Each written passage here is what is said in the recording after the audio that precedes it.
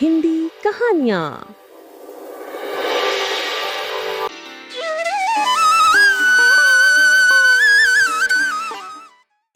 रायपुर गांव में प्रणव नाम का एक गरीब किसान अपनी पत्नी आस्था के साथ रहता था। प्रणव बेहद मेहनती इंसान था।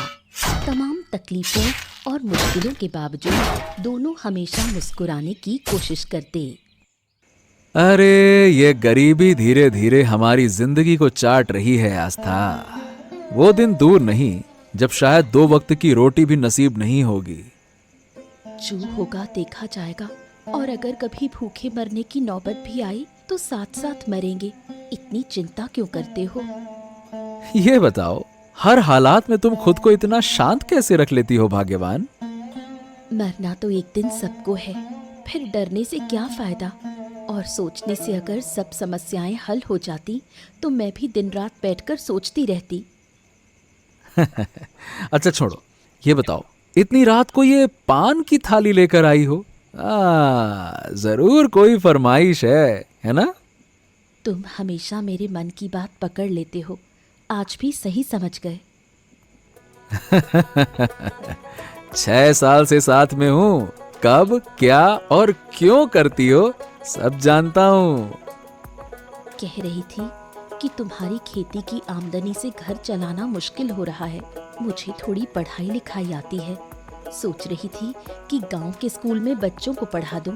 मेरा भी मन लग जाएगा और घर में थोड़ी आमदनी भी आ जाएगी।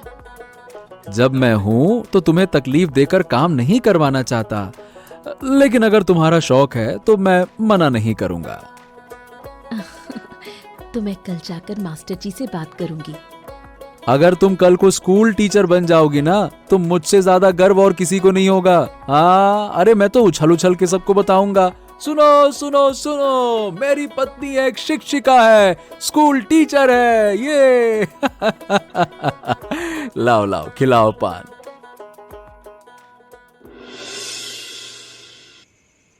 आस्था के घर से थोड़ी दूर एक और घर में रहते थे उसके पिता पीताम्बर और सौतेली माँ शकुंतला। आस्था की माँ के देहांत के बाद पीताम्बर ने शकुंतला से विवाह किया, लेकिन शकुंतला शुरू से ही आस्था से नफरत करती थी। उसका ध्यान हमेशा अपनी बेटी शारदा पर ही रहता था। कुछ दिन में पूजा आ रही है, सोच रही हूँ शारदा के लिए साड़ी और मुरली के लिए नए कपड़े खरीद कर भेजूं। अरे कुछ ही दिन पहले तो उसके लिए सोने के गहने और अंगूर अली के लिए महंगी घड़ी भेजी थी। अब ये फिर से पूजा में देने की क्या जरूरत है, हैं? तुम पागल हो गए हो? वो जमाई है, अगर पूजा में कुछ ना भेजा तो लोग क्या कहेंगे? बेटी दामाद की खातिरदारी नहीं जानते। वाह वाह वाह वाह, सरदा के लिए तो देख ही रहा हूँ। तो तुम सरदा के लिए बहुत सोचती हो, लेकिन पिछले 6 सालों में कभी आस्था और प्रणव के बारे में इतनी चिंता करते तो ना देखा है। हर बात में आस्था को घसीटना बंद करो, और मुझे उसकी कोई फिक्र नहीं। वो तुम्हारी बेटी है, तुम्हें सोचना है। अब तो गुस्सा ही करोगी? अरे मैं तुम्हें इस उम्मीद से शादी करके घर लाया था कि तुम मेरी बेटी आस्था का भी ख्याल रखोगी, लेकिन अगर जानता कि तुम्हारे मन में आस्था को लेकर इतनी जलन है तो मैं कभी तुमसे शादी करने की गलती ही नहीं करता। तो फिर क्यों की? मैंने तो नहीं कहा था शादी करने को। मैं बस चाहती थी कि मेरी बेटी सुख शांति से रहे, लेकिन तुम अपनी बड़ी बेटी में ही उलझे रहते हो। पिछले साल जब वो पूजा में घर आई थी तब तुमने उसके साथ कैसा बर्ताव किया, बताओ? आप बताओ ना, मैं उसे कभी भूल नहीं सकता। मैं तुम्हारी उस बेटी से नफरत करती हूँ और जिंदगी भर करती रहूंगी। तुम्हें अच्छा लगे या बुरा, मुझे कोई फर्क नहीं पड़ता। शकुंतला की बातों से पीताम्बर को गहरा आघात पहुंचता है, लेकिन वो कुछ कह नहीं पाता। शकुंतला की असली बेटी शारदा बहुत ही ईर्ष्यालु और घमंडी थी। उसका पति मुरली एक बड़ा व्यापारी था। उसके पास धन संपत्ति की कोई कमी नहीं थी, फिर भी उनकी लालच की कोई सीमा नहीं थी। ओ सरदा, मैंने तुमसे कहा था ना अपने पिताजी से 10,000 रुपए लाने के लिए। क्या हुआ उसका? अभी तक माँ पापा से मिलने नहीं जा पाई हूँ। सोच रही हूँ आज या कल जाऊँ, लेकिन बताओ तो सही, इन 10,000 रुपयों का करोगे क्या? अरे भाग्यवान, तुम जानती हो कि मेरे बिजनेस का कितना दबाव है। एक नई जमीन देखी है, लेकिन सिर्फ 10,000 रुपए की कमी के कारण बात नहीं फाइनल हो पा रही है। 2 घर पहले से हैं, अब और जमीन क्यों? अरे पगली, भविष्य में जो हमारे बच्चे होंगे उनके लिए जमीन जायदाद, पैसा, संपत्ति, अरे ये सब तो बनाकर रखना ही होगा ना, वरना क्या सोचेंगे कि उनके बाप ने उनके लिए कुछ भी नहीं किया है। तुम्हारे जैसे बड़े व्यापारी के घर जो बच्चा जन्म लेगा वो तो वाकई भाग्यशाली होगा। अरे ये सब कुछ भी नहीं है। बहुत जल्दी मैं इस गांव का सबसे अमीर आदमी बनकर दिखाऊंगा। इतना पैसा कमाऊंगा, रखने की जगह नहीं बचेगी, देखना तुम। मुझे ज्यादा कुछ नहीं चाहिए, बस बाजार की सारी सोने की ज्वेलरी मेरी अलमारी में भर जाए। अरे सब हो जाएगा, जल्दी हो जाएगा। बचपन से मैंने पैसों की तंगी झेली है, अब लगता है कि पैसा नहीं तो दुनिया ही बेकार है। खैर जो भी हो, तुम्हें तुम्हारे पापा से वो पैसे लेकर आना ही होगा, उसके बिना काम नहीं बनेगा, ठीक है ना? तुम चिंता मत करो। ऐसा कभी हुआ है कि तुमने कुछ मांगा हो और मम्मी पापा ने पूरा ना किया हो? पैसे के ढेर लगाने और बड़ी बड़ी ख्वाहिशों की लहर उनके मन में उमड़ने लगी। शकुंतला चाहे आस्था से नफरत करती थी, लेकिन पीतांबर को अपनी बेटी से बहुत प्यार था। वो अक्सर छुपकर आस्था के घर उससे मिलने जाया करते थे। बेटा आस्था, अरे ओ आस्था, अरे कहाँ है बेटा तू? बाबूजी, आज अचानक आपकी बहुत याद आ रही थी। कितने दिन हो गए आपको देखे। आइए, अंदर आइए ना। हाँ, अरे तुझे बहुत याद करता था बेटा, लेकिन तूने पिछले पूजा के बाद से घर आना ही छोड़ दिया, इसीलिए मैं खुद ही तेरे पास आ गया। अपने अपमान को तो मैं सह सकती हूँ बाबूजी, लेकिन जिस घर में मेरे पति को सिर्फ इसलिए नीचा दिखाया जाए कि वो गरीब है, वहाँ मैं कैसे जाऊँ? मुझे पता है बेटी, शकुंतला के व्यवहार से तुम दोनों बहुत आहत हुए हो, लेकिन इस मामले में विरोध करने की हिम्मत अब मुझ में नहीं है। ये बताओ बेटा, प्रणव मुझसे नाराज तो नहीं है? नहीं बाबूजी, उसके दिल में किसी के लिए कोई शिकवा नहीं है। उसने तो कई बार कहा कि मैं जाकर आपसे मिल आऊं, लेकिन मैं खुद ही उस घर में फिर कभी नहीं गई। अरे बेटा, तू मेरी पहली संतान है, उस घर पर तेरा सबसे ज्यादा अधिकार होना चाहिए, और आज तू उस घर से अलग हो गई। क्या फर्क पड़ता है बाबूजी, वो घर भले ही मेरे लिए बंद हो गया हो, लेकिन मेरा ये घर हमेशा आपके लिए खुला रहेगा। हो, बुरा मत मानना बेटी, पूजा आने लगी है, इसीलिए थोड़ी मिठाई और कुछ पैसे लेकर आया हूँ। इसकी क्या जरूरत थी बाबूजी, आप तो बस हमें आशीर्वाद दे जाते, वही बहुत होता। अगर तू मेरे दिए हुए पैसे नहीं लेती तो मैं समझूंगा कि आज भी तेरे दिल में मेरे लिए शिकायत है। ले ले बेटा, ले ले ले ले। आस्था की इच्छा ना होने के बावजूद वो मिठाई और पैसे ले लेती है और फिर बाप बेटी साथ बैठकर बातें करने लगते हैं। आस्था शकुंतला की सौतेली बेटी थी और आस्था का पति प्रणव एक गरीब किसान था। इसी कारण शकुंतला हमेशा उनका अपमान करती थी, लेकिन प्रणव हमेशा शकुंतला को अपनी माँ जैसा सम्मान देता। चाहे कितनी भी बार अपमान हुआ हो, प्रणव ने कभी विरोध नहीं किया। हो, नमस्ते माँ जी, और आप कैसी हैं? तुम इस समय कहाँ से आ रहे हो? बस थोड़ा सब्जी लेने आया था। आप पूजा की खरीदारी करके लौट रही हैं? देख ही रहे हो, शारदा और उसके पति के लिए कुछ खरीदारी की है। नया दामाद है, ऊपर से इतना बड़ा अमीर व्यापारी, तो उसे अच्छा बुरा सब देना ही पड़ता है। सही कहा माँ, अमीर दामाद को तो देखभाल और आदर सत्कार मिलना ही चाहिए। बिल्कुल, मेरी बेटी को रानी की तरह रखता है वो। पैसे गहने किसी चीज की कमी नहीं है मेरी बेटी को। ऐसा दामाद मिलना मेरे लिए सौभाग्य की बात है।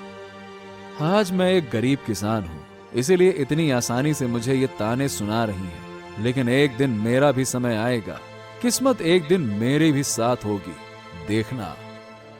अब खड़े खड़े बात करने का समय नहीं है, जल्दी से जाकर शारदा और मुरली को ये सामान दे आऊं। शकुंतला ने शारदा और मुरली के लिए ढेर सारी खरीदारी की थी, लेकिन वो उससे संतुष्ट नहीं थे। उन्हें उससे और ज्यादा की उम्मीद थी और इसी को लेकर मुरली नाराज था। तुम इतने चुप क्यों हो? कुछ बोल क्यों नहीं रहे हो? कितनी बार पूछ चुकी हूँ, लेकिन तुम कोई जवाब नहीं दे रहे। अरे 10,000 रुपए की उम्मीद थी, लेकिन अब कुछ मिला नहीं। पूजा के लिए बस कुछ गहने और सस्ते कपड़े भेज दिए हैं।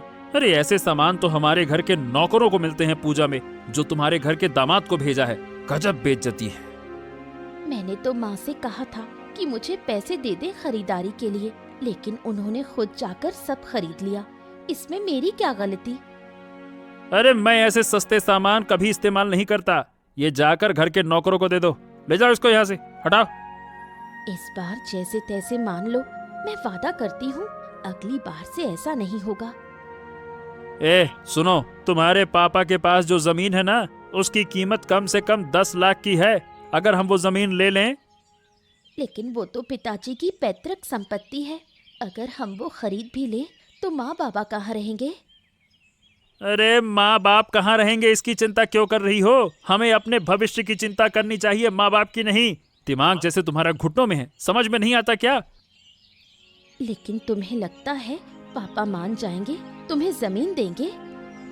उस जमीन का भविष्य में क्या दाम होगा, इसका अंदाजा है तुम्हें? मुरारी अगर किसी चीज को चाहता है ना, तो वो उसे किसी से मांगता नहीं, छीन लेता है। लेकिन क्या ये गलत नहीं होगा? सरदा, उस जमीन में हमारा भविष्य है। मुझे बस तुम्हारा साथ चाहिए। शुरू में थोड़ी हिचकिचाहट के बाद अपने स्वार्थ और लालच में शारदा मुरली का साथ देने के लिए राजी हो जाती है। प्रणव के घर लौटने के बाद से ही उसका मन भारी था और आस्था ने ये बात महसूस की। रात को खाने के वक्त जब प्रणव चुपचाप बैठा था, तब आस्था ने उससे पूछा कि वो इतना उदास क्यों है। हाँ आस्था, पता है आज सुबह जब मैं बाजार से लौट रहा था तो रास्ते में तुम्हारी माँ शकुंतला जी से मुलाकात हो गई। उन्होंने फिर से तुम्हें अपमानित किया होगा, है ना? अरे नहीं नहीं नहीं, अपमान नहीं किया। देखा कि वो सरदा के घर की पूजा की सारी खरीदारी करके सरदा और मुरारी को देने जा रही थी। आज सुबह मेरे पापा घर आए थे और पूजा की खरीदारी के लिए कुछ पैसे दे गए। मैं लेना नहीं चाहती थी, लेकिन उन्होंने जोर देकर दे दिए। अरे मेरी इजाजत के बिना तुमने वो पैसे क्यों लिए? मैं मानता हूँ कि मैं एक गरीब किसान हूँ, पर इतना तो सामर्थ्य रखता हूँ ना कि तुम्हारी पूजा की खरीदारी कर सकूं। क्यों किया तुमने ऐसा? यकीन करो, तुम्हें दुख पहुंचाने का मेरा कोई इरादा नहीं था, लेकिन पापा ने इतना जोर दिया कि मैं मना नहीं कर पाई। आज तुम्हारी माँ मुझे अपनी छोटी बेटी के दामाद की कहानी सुना रही थी। कितना अमीर है, कितनी दौलत और जमीन जायदाद है उसके पास। ऐसे ताने सुनाए हैं उन्होंने। उसने अपनी बीवी को कितना सुख दिया है, और मुझे देखो, शादी को 6 साल हो गए, लेकिन आज तक तुम्हें एक भी गहना तोहफा नहीं दे सका। ऐसा असफल इंसान हूं मैं, क्या कहूं। ऐसी बातें मत करो। तुम्हें अपना जीवन साथी बनाकर मुझे एक पल के लिए भी कोई अफसोस नहीं है। सच कह रही हूँ। देख लेना भाग्यवान, एक दिन मैं जरूर सफल होकर दिखाऊंगा। बड़ा घर, गाड़ी, सब कुछ होगा, और तब कोई ये नहीं कह पाएगा कि मैं अपनी पत्नी को सुख नहीं दे सका। देखना ये होगा। तुम मुझे जैसे भी रखो, मुझे कोई शिकायत नहीं होगी, और मुझे पूरा विश्वास है कि एक दिन तुम जरूर सफल होगे। मुरली ने नई जमीन खरीदने के लिए 10,000 रुपए की बात शकुंतला को बताई, जो शकुंतला ने पीतांबर से कही।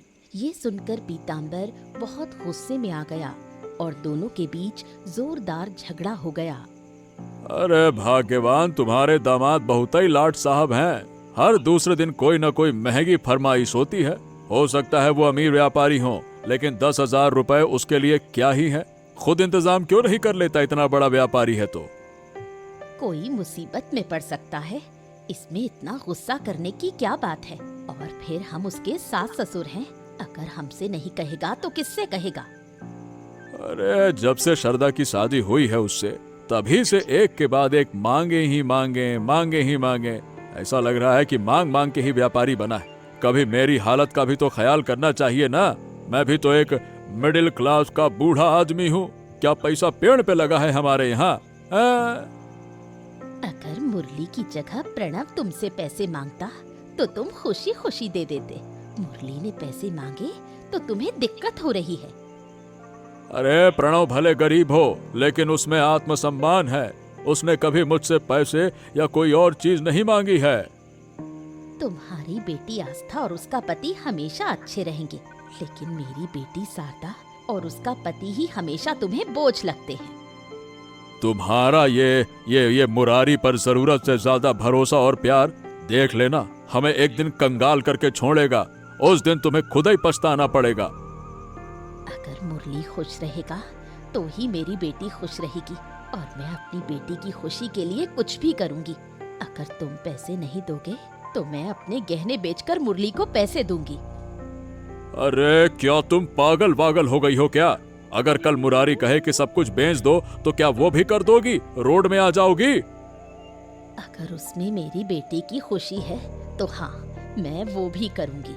शकुंतला की जिद और तर्कों के सामने हार मानकर पीतांबर को मजबूरी में मुरली को 10,000 रुपए देने पड़ते हैं।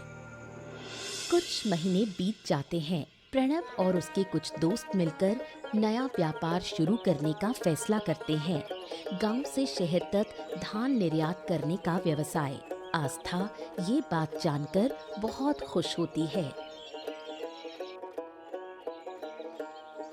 इतने सालों की मेहनत के बाद अब तुम अपना खुद का व्यापार शुरू करने जा रहे हो, ये सोचकर ही मुझे बहुत खुशी हो रही है। हाँ, अब बस दुआ करो कि सब कुछ ठीक हो। मेरे दोस्त यतीन ने बताया कि अगर निर्यात सही तरीके से किया गया तो इस व्यापार में बहुत मुनाफा है। तुम बस मन लगाकर मेहनत करते रहो। मुझे पूरा भरोसा है कि धीरे धीरे हमारे बुरे दिन चले जाएंगे। हाँ, मैं तो अभी से सोच रहा हूँ कि अगर व्यापार अच्छे से जम गया तो सबसे पहले एक नया घर खरीदूंगा और उसमें तुम्हें रानी की तरह रखूंगा। और अच्छे दिन जरूर आएंगे। अभी से ऐसी बातें मत सोचो। पहले भगवान का नाम लेकर व्यापार शुरू करो। अरे कुछ ही दिनों में हम शहर जाकर वहाँ के धान व्यापारियों से मिलकर सारी बातें तय कर लेंगे, फिर निर्यात का काम शुरू करेंगे, ऐसा सोच रखा है। मैं ये खबर पापा को बताऊंगी। उन्हें भी ये जानकर बहुत खुशी होगी। वो भी हमेशा यही चाहते थे कि तुम जीवन में बहुत आगे बढ़ो। आहा, इतनी जल्दी बताने की जरूरत नहीं है। पहले मैं शहर जाकर सब पक्का कर लूं, फिर सबको बताना, ठीक है? अभी के लिए ये बात बस तुम्हारे और मेरे बीच रहे। बस अगर एक बार मैं सफल हो जाऊं तो सबको दिखा दूंगा कि मैं भी अपनी किस्मत बदल सकता हूं। इस गरीबी से बाहर निकलकर मैं हर अपमान का जवाब दूंगा, देखना तुम बिना किसी चिंता के आगे बढ़ो। मैं हमेशा तुम्हारे साथ हूँ। कुछ दिन और बीत जाते हैं। प्रणव अपने नए व्यापार की शुरुआत कर देता है। दूसरी ओर शारदा और मुरली मिलकर एक नया षड्यंत्र रचते हैं।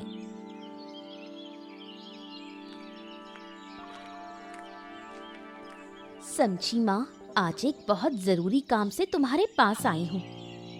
क्या जरूरत है? ससुराल में सब कुछ ठीक ठाक है ना? तुझे और मुरली को कोई तकलीफ तो नहीं हो रही? हम तो ठीक हैं, लेकिन एक छोटी सी समस्या आ गई है। तुम्हारा दामाद एक नई जमीन खरीद रहा है, लेकिन उस जमीन के कागजात पर हमारे दोनों के दस्तखत के अलावा 2 गवाहों की जरूरत है। वो चाहता है कि तुम और पिताजी गवाह बनो। सच कहूँ तो मुरली जैसा बेटा दामाद कहीं नहीं मिलेगा। उसने हमें कितनी इज्जत दी, ये इसी काम से साफ जाहिर हो गया। तुम दोनों को गवाह बनने में कोई आपत्ति तो नहीं है? बिल्कुल नहीं। तुम लोग हम पर भरोसा करके हमें गवाह बना रहे हो, इससे बड़ा सम्मान क्या हो सकता है? इस कागज पर लिखा है कि मुरली वो जमीन खरीद रहा है। एक बार पढ़ लेना, फिर दस्तखत कर देना। हम पढ़ना लिखना जानते थोड़ी हैं बेटी। तूने जो कह दिया वही हमारे लिए काफी है, पढ़ने की क्या जरूरत। थोड़े ही समय में प्रणव का व्यापार फैलने लगता है और धीरे धीरे उनकी गरीबी दूर होने लगती है। प्रणव एक जमीन खरीदकर वहां घर बनवाने का काम शुरू करता है। पीताम्बर उसकी तरक्की देखकर बहुत खुश होता है। बाबा, आप कैसे यहाँ कैसे बाबा? हाँ, अब मैं ठीक हूँ बेटा, और तुम्हारी तरक्की देखकर और भी अच्छा महसूस करता हूँ। आखिरकार इतने सालों बाद तुमने वही पाया जिसके तुम हकदार थे। सब कुछ तो आपके आशीर्वाद और ऊपर वाले की कृपा से हुआ है, और आपकी बेटी आस्था ने जो हर अच्छे बुरे समय में मुझे मानसिक सहारा दिया, ये सब उसी का परिणाम है। हाँ, तुमने साबित कर दिया कि जो लोग कभी हार नहीं मानते उन्हें एक दिन सफलता जरूर मिलती है। मैं अब कोई बात नहीं सुनूंगा बाबा। जब ये घर बनकर तैयार होगा तो आप और माँ दोनों को गृह प्रवेश के लिए आना ही होगा। हाँ। अरे कोई आए ना आए बेटा, मैं तो जरूर आऊंगा ना। हाँ, चिंता ना करो, मेरे दिल से यही दुआ है कि तुम लोग और भी सुखी रहो और भी तरक्की करो। मैं हमेशा आपके प्रति आभारी रहूंगा कि आपने मुझे ऐसा जीवन साथी दिया जो सिर्फ मेरी पत्नी नहीं, मेरी सबसे अच्छी दोस्त बनकर हमेशा मेरे साथ खड़ी रही। मेरी किस्मत बदलने का सबसे बड़ा कारण वही है, आस्था, मेरी आस्था। हाँ, मेरी भी आस्था बिटिया है। मेरी बेटी हमेशा से ही भाग्यशाली रही है। मरने से पहले तुम्हारे सुखद दिन देख पाया हूँ, यही मेरे लिए सबसे बड़ी सौभाग्य की बात है। अरे बाबा, जैसे गरीबी ने मुझे जकड़ा था, मैंने तो खुद ने कभी नहीं सोचा था कि यहाँ तक पहुँच पाऊंगा। लोग मुझे ताने देते थे, अपमान करते थे।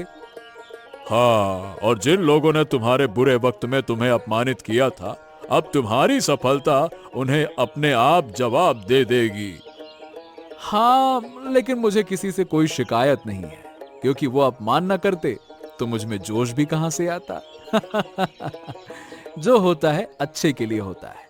बस आप यही दुआ करें कि ये सुख हमेशा बना रहे।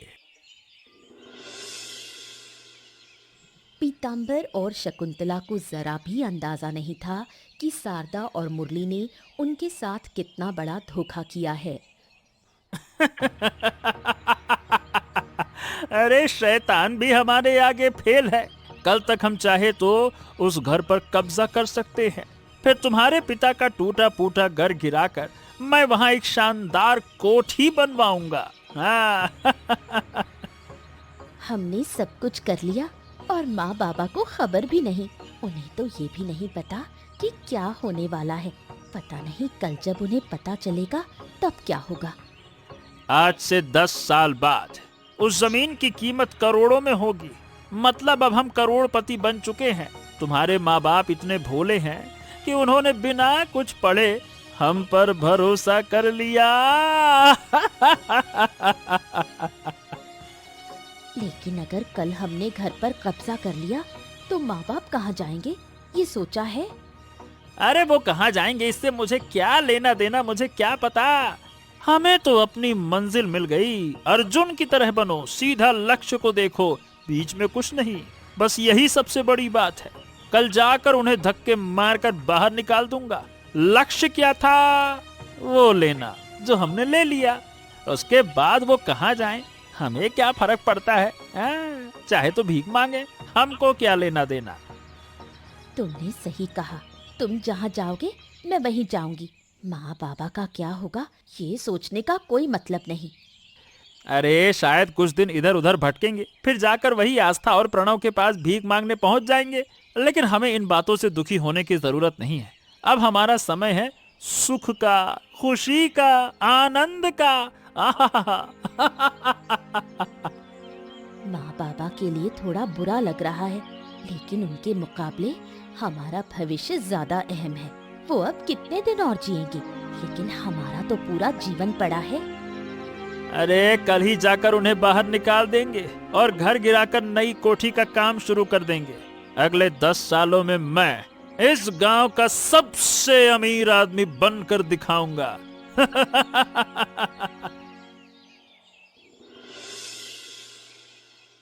आस्था और प्रणव अपने नए घर के गृह प्रवेश के लिए एक छोटा सा समारोह करने की योजना बनाते हैं। क्या रायगंज के शोभन बाबू का नाम लिखा तुमने? उन्होंने हमारे बुरे समय में बहुत मदद की थी, उन्हें तो हम भूल ही नहीं सकते। अरे हाँ, अरे उन्हें कैसे भूल सकता हूँ भाग्यवान, वो तो हमारे खास मेहमान हैं। मैंने उनका नाम सबसे पहले लिखा है। मुझे नहीं पता माँ बाबा को गृह प्रवेश के समारोह में बुलाना ठीक होगा या नहीं। बाबा तो शायद हमारी खुशी में शामिल होने आ भी जाएंगे, लेकिन माँ तो मुझे बिल्कुल पसंद नहीं करती। अरे चाहे वो हमें पसंद करें या ना करें, लेकिन उन्हें निमंत्रण देना हमारा कर्तव्य है। हमारे साथ उनका रिश्ता जैसा भी हो, ये तो सच है कि वो हमारे परिवार का हिस्सा है। लेकिन अगर हमने नहीं बुलाया और अगर समारोह में आकर उन्होंने हमें अपमानित करने की कोशिश की, तो सबके सामने शर्मिंदगी हो जाएगी। आहा, इतना सोचने की जरूरत नहीं है। हम माँ बाप दोनों को निमंत्रण देंगे। माँ आए या ना आए, कम से कम बाबा तो जरूर आएंगे। ठीक है, जब तुम कह रहे हो तो मैं नहीं रोकूंगी। माँ और बाबा दोनों के नाम लिख दो, हम कल ही दोनों को निमंत्रण देकर आएंगे। अब जब हमारी पहले से हालत बेहतर है और धीरे धीरे अच्छे दिन भी आ रहे हैं, तो मेरा मन कहता है कि माँ अब हमसे नाराज नहीं रहेगी। शायद वो भी हमारे निमंत्रण को स्वीकार कर हमारे गृह प्रवेश में शामिल हो जाएं। सोचो, ऐसा भी तो हो सकता है। मुझे नहीं पता, लेकिन अगर ऐसा हुआ जैसा तुम कह रहे हो तो मुझे भी बहुत खुशी होगी। बचपन से मैंने बस यही चाहा है कि वो मुझे अपनी बेटी की तरह स्वीकार करे। ओहो, तुम चिंता ना करो, कल चलकर निमंत्रण दे देते हैं, उसके बाद जो होगा देखा जाएगा। हाँ। अरे शारदा बेटा, तुम लोग इतनी सुबह सुबह यहाँ आ गए। शारदा, तू आने से पहले कम से कम बता तो देती कि मुरली भी साथ में आ रहा है, मैं थोड़ा इंतजाम कर लेती। आज किसी भी इंतजाम की जरूरत नहीं माँ, अब तुम लोग अपना सामान समेटो। हैं? सामान समेटे? लेकिन क्यों? अरे हम कहाँ जाएंगे बेटा? कहाँ जाएंगे हम क्या बताएं? इस घर से बाहर जहाँ भी जाना है जाइए, जहाँ तुम्हारी नजर जाए वहाँ चले जाओ, तुम्हारी मर्जी। अरे ये तुम क्या कह रहे हो? हमें इस घर से क्यों जाना होगा? सुबह सुबह तुम्हारा दिमाग तो नहीं घूम गया है? पगला गए हो क्या? हमारा दिमाग बिल्कुल ठीक है ससुर जी। सुनो ससुर जी, सामान उठाओ, निकलो यहाँ से जी। अब जो मैं बात बताने वाला हूँ जरा ध्यान से सुनना, उसके बाद शायद तुम्हारा दिमाग जरूर घूम जाएगा। मुरली बेटा, साफ साफ बताओ ना, हम कुछ समझ नहीं पा रहे हैं। याद है कुछ दिन पहले इस कागज पर आप दोनों ने साइन किए थे, दस्तखत।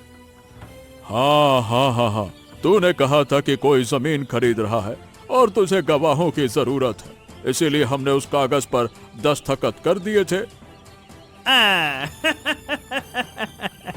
ओ ले, आप लोग कितने भोले हो। खैर, मूर्ख लोगों से और क्या ही उम्मीद कर सकते हैं। जैसा कि आप लोगों ने मूर्खता भरी हरकत की है, तो हरकत ये है, ये दरअसल आपकी ही घर के रजिस्ट्री के पेपर हैं। हैं? क्या हमारे घर के? जी हाँ, इस पेपर में साफ साफ लिखा है कि आपने अपनी मर्जी से ये घर मेरे और सरदा के नाम कर दिया। अरे तुम लोगों ने हमारे साथ इतनी बड़ी धोखेबाजी कैसे कर ली है? शर्म नहीं आई सरदा? अगर आपसे सीधे बोलते तो आप कभी भी ये घर हमें नहीं देते, इसलिए मजबूरी में हमें ऐसा करना पड़ा। अरे चलो जल्दी जल्दी निकलो। अरे देख क्या रहे हो ससुर जी, घर छोड़ो, जिद न करो, जल्दी चलो। अरे चलो, धक्के मार कर निकालूंगा, अच्छा नहीं लगेगा। जाओ, चलो निकलो। बेघर पीतांबर और शकुंतला के पास कोई ठिकाना न होने के कारण वो मजबूरी में आस्था और प्रणव के घर की ओर चल पड़ते हैं। बाबा, माँ, आप लोग मेरे घर पर? मुझे यकीन ही नहीं हो रहा। मैं हालात के सामने पूरी तरह से बेबस हो गया बेटी। ये क्या, आप रो क्यों रहे हैं बाबा? क्या हुआ है आप लोगों को? शारदा ने हमारे साथ बहुत बड़ा धोखा किया है आस्था। कभी सोचा भी नहीं था कि मेरी अपनी बेटी ऐसा करेगी। माँ बाबा, पहले आप लोग शांत हो जाइए। ओहो, मुरली खुद इतना बड़ा अमीर आदमी है, उसके पास तो सब कुछ है, फिर भी आपके सिर से ये आखिरी छत छीनकर उसने क्या पा लिया? वो जमीन हर साल महंगी होती जा रही थी। शायद मुरली को इस बात का अंदाजा हो गया और उसने ये गंदी साजिश रची। अब हम कहाँ जाएंगे, क्या करेंगे? मैंने पहले ही तुझे चेतावनी दी थी कि ये बेटी और उसका पति एक दिन हमें बर्बाद कर देंगे। ये आस्तीन का सांप है जो कभी भी डस लेगा। देखा, मेरी बात सच निकली ना? बाबा, माँ को ऐसा मत कहो। उन्हें तो अंदाजा भी नहीं था कि कुछ ऐसा होगा। अब देखिए, आप ये कैसी अजीब बातें कर रहे हैं। आज हम लोग आपको हमारे नए घर के गृह प्रवेश में बुलाने आने ही वाले थे और आज आप खुद ही यहाँ पे आ गए। दिक्कत की क्या बात है? अरे बस कुछ दिन हमें बेटा यहाँ आसरा दे दो, हम जल्द ही कोई ना कोई रास्ता निकाल लेंगे, चिंता मत करो। नहीं बाबा, अब से आप और माँ हमारे साथ ही रहेंगे। इतने सालों बाद मैंने आप दोनों को पाया है। अब मैं आपको कहीं नहीं जाने दूंगी। अरे बिल्कुल, आप हमारे साथ रहेंगे और इससे हमारे जीवन की खुशी दुगनी हो जाएगी। जिस बेटी का मैंने तिरस्कार किया, उसी ने आज हमें अपनाया। मुझे माफ कर दे आस्था, मुझे माफ कर दे। आस्था और प्रणव की ममता और अपनापन देखकर शकुंतला को अपनी गलती का एहसास होता है। उसे समझ आता है कि हर बार खून का रिश्ता ही सब कुछ नहीं होता। वो चारों मिलकर एक नया जीवन शुरू करते हैं।